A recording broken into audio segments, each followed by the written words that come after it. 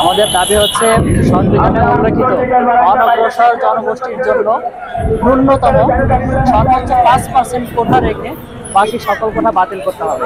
এটাই আমাদের এক দফা দাবি এবং এই এক দফা দাবিতে আমরা আজকে সকাল সন্ধ্যা পুরো বাংলাদেশ ব্লকেট ঘোষণা করছি এবং সন্ধ্যা পর্যন্ত আমাদের এই অবরোধ চলতে থাকবে। এখন বর্তমানে বিসিএস এ কোটা আছে 56%, রেলওয়েতে আছে 85%, তৃতীয় এবং চতুর্থ শ্রেণীতে আছে 62%, আর প্রাইমারিতে আছে 96% কোটা।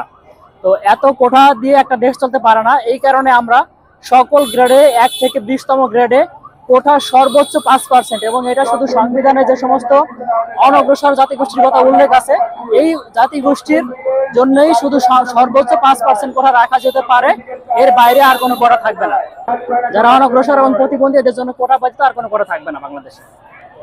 এটাই আমাদের এক দফা দাবি।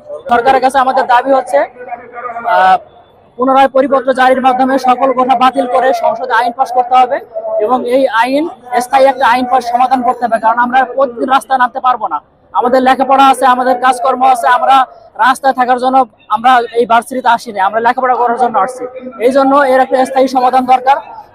আজকে মাননীয় আপিল বিভাগ একটা রায় দিচ্ছে 1 মাস, সেটা স্থগিত করছে।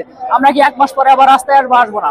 আমরা এর একটা স্থায়ী সমাধান চাই। আমরা প্রতিদিন রাস্তায় নামতে চাই না, আমরা একটা স্থায়ী সমাধান নিয়ে এখান থেকে ঘরে ফিরতে চাই। সকল ছাত্র সমাজের কাছে আমাদের আহ্বান হচ্ছে যে আপনারা যেখানে যে অবস্থায় আছেন, আমাদের কেন্দ্র থেকে ঢাকা বিশ্ববিদ্যালয় থেকে যে কর্মসূচি ঘোষণা করা হয় এই কর্মসূচি আপনারা স্বতঃস্ফূর্তভাবে বাস্তবায়ন করবেন। এবং আজকে আমাদের যে কর্মসূচি আছে সকাল সন্ধ্যা বাংলা ব্লকের, এই ব্লকের জন্য আপনারা স্বতঃস্ফূর্তভাবে রাস্তায় নেমে এই ব্লকের আপনারা সফল করবেন। এটাই ছাত্র সমাজের কাছে আমাদের আহ্বান।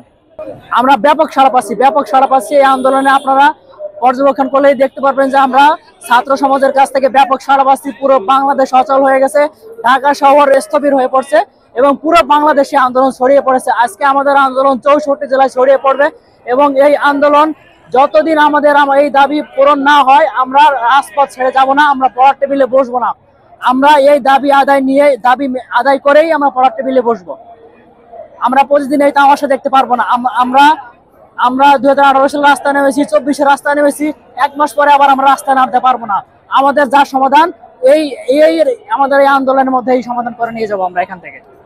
দেশবাসীর কাছে আমাদের আহ্বান হচ্ছে আপনারা যারা ছাত্র তারা তো রাস্তায় নামবেই, যারা মুরব্বী যারা বয়স্ক তারাও যেন রাস্তায় নেমে আসে।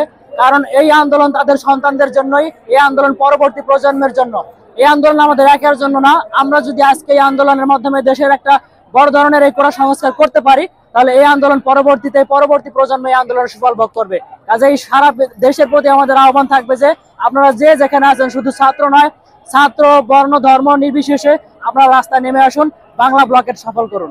শুধুমাত্র মুক্তিযোদ্ধাদের সন্তানের জন্য কোটা রাখা যেতে পারে, তবে আমরা নাতিপুতি কোনো কোটা চাই না আমরা।